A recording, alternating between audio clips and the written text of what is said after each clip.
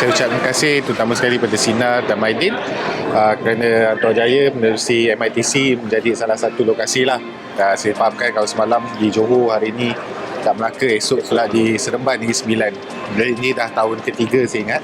Dan kita sentiasa mengalu-alukan dan sentiasa menunggu kehadiran jelajah iftar ni, dan saya harap jelajah iftar ni dijadikan peluang untuk masyarakat setempat bersama-sama. Ada yang nak ambil pengalaman baru, ada yang dah bimbang setiap tahun datang. Jadi ini peluang untuk dapatkan silaturahmi. Saya difahamkan hari ini pun lebih 1,000 orang dapat bersama untuk kita punya iftar.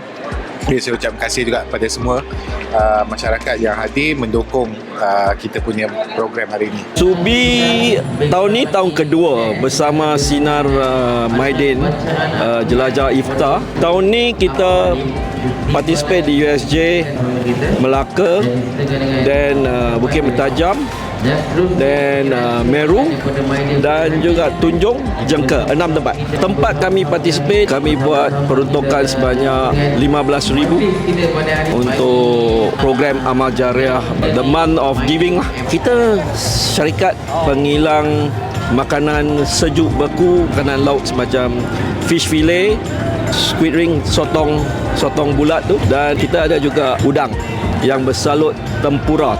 Saya ucapkan semua muslimin muslimat berbuka puasa pada hari ini dengan hati yang mulia dan indah bersama Sinar Maidin. Kita dari Indra Valley and kita sebagai penaja utama untuk iftar kempen Sinar Maidin, and kita Indra Valley adalah company dari basmati. Kita buat beras basmati, and ini tahun ketiga kita dengan Maidin sekali telah join dengan event untuk iftar. And untuk masa bulan Ramadan yang bulan yang mulia ini, kita sudah sumbangkan almost 5,000 pack biryani dari segi beras untuk masyarakat kita.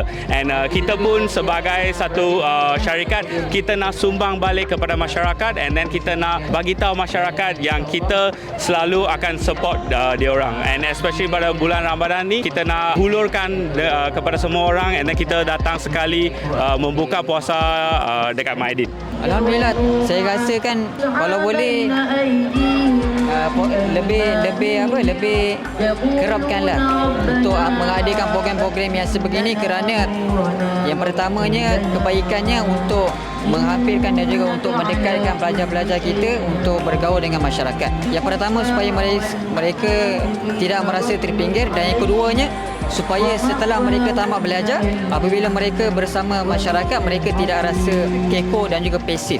Saya sudah join tahun yang ketiga lah. Suasana dia amat meriah lah, berbuka beramai-ramai kan. Harapan saya program seperti ini dapat diteruskan akan datang lah. Alhamdulillah, saya dapat tahu program ini daripada Facebook. Ini kali pertama saya join program ini. Saya bersyukurlah sudah dapat boleh mengeratkan silaturahmi.